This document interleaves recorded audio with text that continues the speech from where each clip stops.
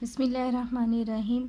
अब हम मैकेनिक्स का चैप्टर रेक्टिलिनियर मोशन स्टार्ट करेंगे। जो टेक्स्ट बुक है क्यू के गौरी की, उसके मुताबिक ये चैप्टर 8 है, जबकि अब जो इकबाल हैदर भट्टी की बुक है उसके मुताबिक ये चैप्टर 7 है। और ज़्यादातर अब इकबाल हैदर भट्टी की ही बुक फॉलो की जाती है क्योंकि वो कंप्लीट नोट्स की फॉर्म में अवेलेबल है। तो यहाँ पर सबसे पहले हम देखते हैं इसकी definition. What is rectilinear motion? The motion of a particle along a straight line is called rectilinear motion. जिस तरह जो मूवमेंट है जब एक स्ट्रेट लाइन के अलोंग होगी तो ऐसी इस टाइप की मोशन को हम रेक्टिलिनियर मोशन कहते हैं। अब इसकी एग्जांपल, जैसा गाड़ी अगर स्टार्ट होके यानी बिल्कुल सीधी मूव करती है तो वो रेक्टिलिनियर मोशन है। लेकिन अगर गाड़ी जो है वो जब कर्व फॉर्म में आ जाए यानी टर्न लेती है, यू टर्न लेती है, तो उस वक़्त वो यू टर्न जो है वो रेक्टिलिनियर मोशन नहीं है, वो कर्वीलिनियर मोशन आ जाती है। तो तमाम ऐसी मूवमेंट्स जो स्ट्रेट लाइन की फॉर्म में हों उनको रेक्टिलिनियर मोशन कहा जाता है।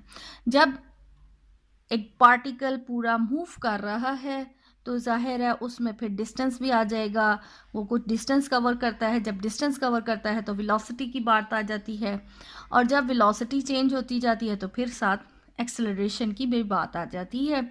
इसलिए इस टॉपिक के साथ अब हम वेलोसिटी एंड एक्सेलरेशन की डेफिनेशन भी देखते हैं। तो let x is equal x t. यहाँ पर x हमने डिस्टेंस को रिप्रेजेंट कर रहा है और वो फंक्शन ऑफ t है। t यानी कि टाइम। टाइम के साथ साथ जो है वो डिस्टेंस में चेंज आती है, इसलिए x is equal x T से रिप्रेजेंट किया गया है डिस्टेंस, यानी कि डिस्टेंस जो है वो फंक्शन ऑफ t है। यहाँ एक बात जहन में होनी चाहिए कि जब हम एक फंक्शन लिखते हैं, जब फंक्शन लिखा जाता है, let's say y is equal F of x, तो इसमें ये x जो है वो होता है इंडिपेंडेंट वेरिएबल और y जो है वो डिपेंडेंट वेरिएबल है। अब जब हम इसमें चेंज चेक करना है या चेंज हमने फाइंड करना हो तो इसे हम डिफ्रेंशिएट करते हैं with respect to independent variable. यानी जब हम इसे डिफ्रेंशिएट करेंगे विद रिस्पेक्ट टू एक्स, यानी इंडिपेंडेंट वेरिएबल की रिस्पेक्ट से इसे डिफ्रेंशिएट किया जाएगा, क्योंकि चेंज जो है हमेशा इंडिपेंडेंट वेरिएबल की वजह से आता है। उसको हम D Y by D X लिखते हैं। तो यहाँ पर D F of X over D X आ जाएगा। ये डी जो है यानी जो हम डिफ्रेंशिएट कर रहे हैं, यानी ये डिफरेंस से निकला है, इसीलिए इसको डेरिवेटिव या इसको डिफरेंशियल कहा जाता है। तो यहाँ पर हमारे पास जो t है वो इंडिपेंडेंट वेरिएबल है, x जो है वो डिपेंडेंट वेरिएबल है। x चूँकि डिस्टेंस को रिप्रेजेंट कर रहा है तो टाइम, जैसे जैसे टाइम गुजरता जाएगा वैसे वैसे जो है वो डिस्टेंस जो है वो चेंज होता जाएगा। इसका मतलब है कि जब हम डिफ्रेंशिएट करें इसे विद रिस्पेक्ट टू, अगर हम इस इक्वेशन को डिफ्रेंशिएट करते हैं विद रिस्पेक्ट टू t, तो हमारे पास जो है वो वेलोसिटी आ जाएगी, क्योंकि चेंज इन डिस्प्लेसमेंट जो है वो वेलोसिटी कहलाता है एंड चेंज इन वेलोसिटी जो है वो एक्सेलरेशन कहलाता है। तो अगर हम इसको डिफ्रेंशिएट करते हैं then we have d x over D t is called velocity, और इसे हम रिप्रेजेंट करते हैं विद v। अब वेलोसिटी के चेंज होने के साथ साथ हमारे पास जो है वो फिर एक्सेलरेशन आता है, और अगर अगेन हम इसे डिफ्रेंशिएट करेंगे with respect to t, then we have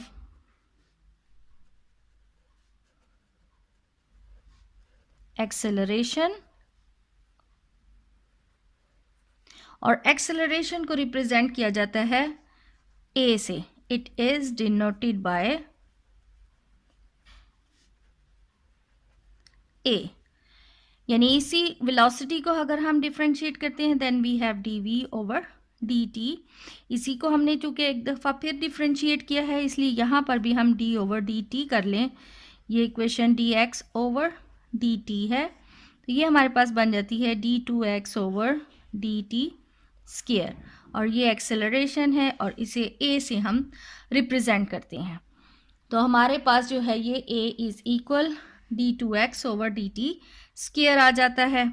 यानी हमारे पास फॉर्म बनती है A is equal D two x over D T square. अब एक्सेलरेशन जो है वो हमारे पास A is equal D we over D T form में भी है, और इसे हम अगर बैलेंस करें यानी इसको डी एक्स से मल्टीप्लाई और इधर भी इसको डिवाइड किया है डी एक्स यानी चेंज इन डिस्प्लेसमेंट, और इधर भी डी एक्स से, और साथ में हम ये वाला डी टी है इस साइड पे ले आए. तो अब ये हमारे पास जो है ये D x over D T को रिप्रेजेंट किया जाता है वी से. इसका मतलब है इसकी जगह हम वी लिख सकते हैं, तो इसकी पोजीशन में आ गया वी और ये D we over D X. यानी एक्सेलरेशन की एक तो in terms of distance and time, और in terms of velocity acceleration जो है वो A is equal V D we over D X form में भी लिखा जा सकता है. अब हम एक पार्टिकल की मोशन डिस्कस करेंगे व्हेन एक्सेलरेशन इज़ कांस्टेंट. अब एक्सेलरेशन कांस्टेंट किस तरह होता है, जिस तरह जो डेफिनेशन है एक्सेलरेशन की rate of change of velocity. अब अगर हमारी जो वेलोसिटी है उसमें चेंज जो है वो एक ख़ास रेशो से ही चेंज आता जा रहा है, तो इसका मतलब है कि उसमें एक्सेलरेशन जो है कांस्टेंट है. फॉर एग्ज़ाम्पल अगर एक गाड़ी जो है वो चल रही है यानी लेट्स से कि फर्स्ट सेकंड में वो उसकी स्पीड थी लेट्स से 40, और नेक्स्ट सेकंड में जब नेक्स्ट में उसकी जो स्पीड है वो 45 हो जाती है. अब इसमें चेंज जो है वेलोसिटी पहले 40 थी और अगले सेकंड में उसकी वेलोसिटी जो है वो 45 हो गई है. अब चेंज इन वेलोसिटी कितना आया है 5. चेंज इन वेलोसिटी को हम कहते हैं एक्सेलरेशन. इसका मतलब है एक्सेलरेशन की वैल्यू जो है वो 5 है. अब अगर जो सेकंड में हमारे पास वेलोसिटी थी 45, अब थर्ड सेकंड में अगर वेलोसिटी हमारे पास जो है वो अगर 50 आता है, अब फिर चेंज जो है सेकंड और थर्ड सेकंड के दरमियान जो है वो चेंज जो है वो 5 का आ गया है. इसका मतलब है अब फिर हमारे पास एक्सेलरेशन जो है वो 5 ही वैल्यू है. इसी तरह अगर अब थर्ड में जिस तरह 50 थी स्पीड और 4 सेकंड में गाड़ी की स्पीड जो है वो 55 हो जाती है, तो ये जो 5 है वो हमारे पास जो है वो कांस्टेंट एक्सेलरेशन आ रहा है. यानी जैसे जैसे वेलोसिटी एक ख़ास रेशो से बढ़ती जा रही है लेकिन एक्सेलरेशन जो है वो कांस्टेंट है. अब हम मोशन एक पार्टिकल की मोशन डिस्कस करेंगे जब हमारे पास जो है वो एक्सेलरेशन जो है वो कांस्टेंट लिया जाए. और इसमें हम जो इक्वेशन ऑफ मोशन 3 हम मैट्रिक लेवल तक पढ़ाते हैं, तो वो हम ड्राइव करेंगे एक बिल्कुल न्यू मेथड से. तीनों इक्वेशंस ऑफ मोशंस को ड्राइव किया जाएगा. अब यानी हम motion of a particle with constant acceleration, तो चूँकि हम स्ट्रेट लाइन को डिस्कस करना है, motion in a straight line, in let's say एक पार्टिकल पॉइंट ए पर है और इस वक्त टाइम उसका स्टार्ट हो रहा है यानी t 0 है, टाइम 0 है और डिस्टेंस भी उसका 0 है. सपोज़ उसकी इनिशियल वेलोसिटी u है, ये u उसकी इनिशियल वेलोसिटी है, और वो मूव करता हुआ पार्टिकल यानी उसने एक डिस्टेंस x इन अ टाइम t कंप्लीट किया है और वो पॉइंट b के ऊपर पहुंचा है। तो इसी चीज़ को अब हम लिखते हैं कि consider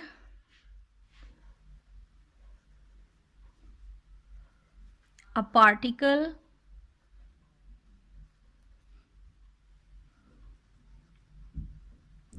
moving along a straight line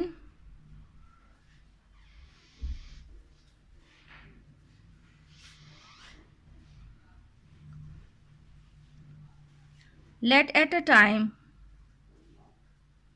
यानी स्टार्ट में टाइम जो है वो 0 है, द पार्टिकल इज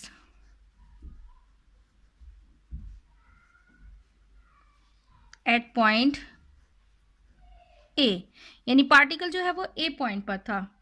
तो चूंकि यहाँ पर अभी हमने एग्जामिन करना स्टार्ट किया है, इसका मतलब है उसका डिस्टेंस जो है वो 0 है और इसकी velocity and its velocity is u, यानी इनिशियल वेलोसिटी लेट से उसकी वैल्यू u है। Let after a time t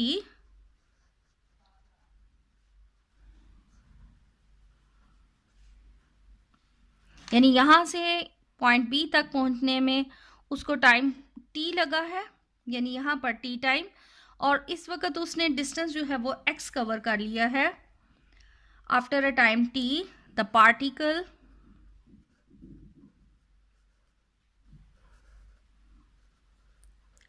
reaches at point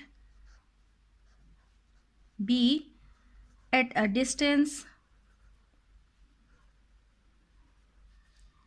x from point A. Now चूँकि हमने यहाँ पर कांस्टेंट लिया हुआ है acceleration, now we know that कि dv/dt इज इक्वल a, जो एक्सेलरेशन a जो है वो हम यहाँ पर कांस्टेंट डिस्कस कर रहे हैं कि एक्सेलरेशन जो है वो कांस्टेंट। अब यहाँ पर ये हमारे पास है dv/dt इज इक्वल a, ये एक डिफरेंशियल इक्वेशन बन गई है और डिफरेंशियल इक्वेशन को सॉल्व हम करेंगे क्योंकि ये एक सेपरेबल डिफरेंशियल इक्वेशन है, यानी कि इनके वेरिएबल्स, इसमें वेरिएबल v है और वेरिएबल t है, a इज़ ए कांस्टेंट। तो अगर हम इसको जब सेपरेट करें तो हमारे पास आ जाता है dv is equal a dt। अब हम वेलोसिटी की वैल्यू हासिल करना चाहते हैं, चूँकि ये डिफरेंशियल फॉर्म में है तो इसका मेथड यही है कि हम अब इसे इंटीग्रेट करेंगे। इंटीग्रेटिंग बोथ साइड्स,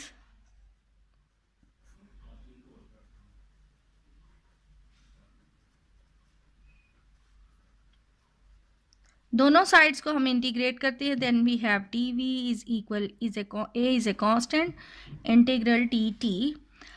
तो इसकी integration v a t plus a, where a is a constant of integration, क्योंकि इंटीग्रल सॉल्व करते हुए हमें कांस्टेंट ऑफ इंटीग्रेशन लगाना होता है। यहाँ पर हम a की वैल्यू जो है a लिख रहे हैं, where a is constant of integration. अब a की अगर हमने वैल्यू फाइंड करनी है तो हमारे पास ये जो इनिशियल कंडीशंस थी उनकी मदद से, कि जब t की वैल्यू 0 थी तो वेलोसिटी जो थी हमारे पास इनिशियल वेलोसिटी u थी।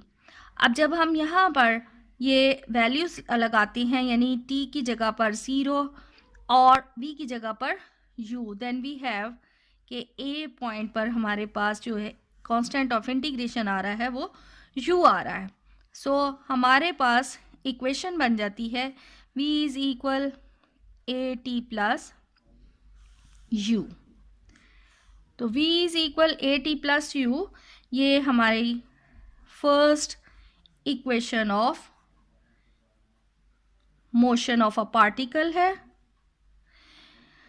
जो कि हमें वेलोसिटी के बारे में बताती है at any time t, which gives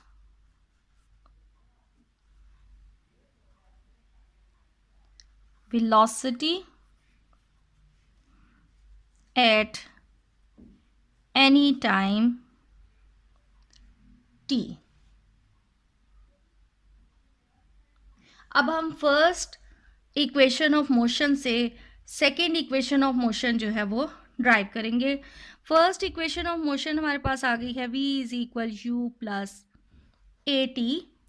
अब जब हम इसे डिफ्रेंशिएट करते हैं विद रिस्पेक्ट टू, अभी डिफ्रेंशिएट नहीं, v को हम लिख सकते हैं dx over dt is equal u plus A T.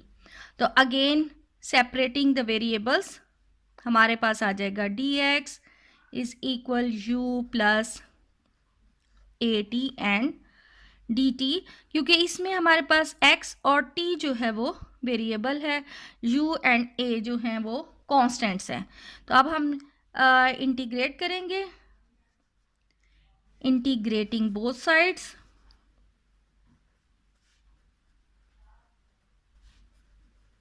जब दोनों साइड्स को हमने इंटीग्रेट किया तो हमारे पास आ जाता है u plus A T D T.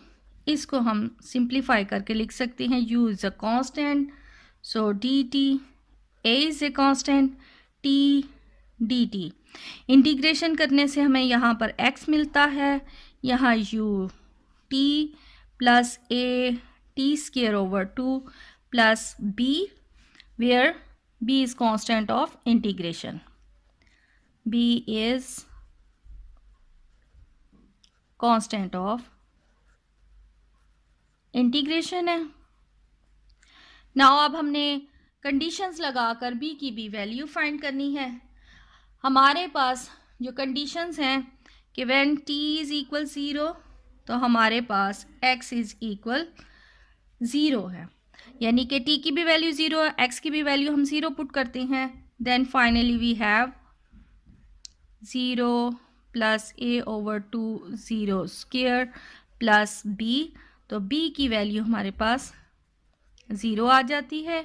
Hence हमारे पास second equation of a motion आ जाएगी, x is equal U T plus half A T square.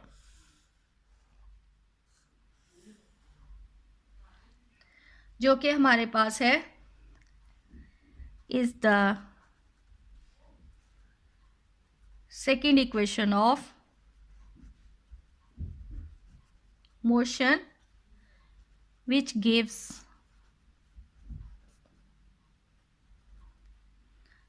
us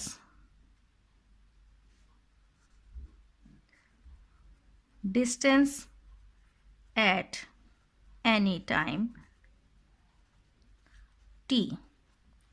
तो ये सेकेंड इक्वेशन जो है, second equation of a motion, इससे हम कोई भी टाइम जितना भी टाइम होगा उससे हम फाइंड कर सकते हैं कि कितना डिस्टेंस उसने ट्रैवल किया है।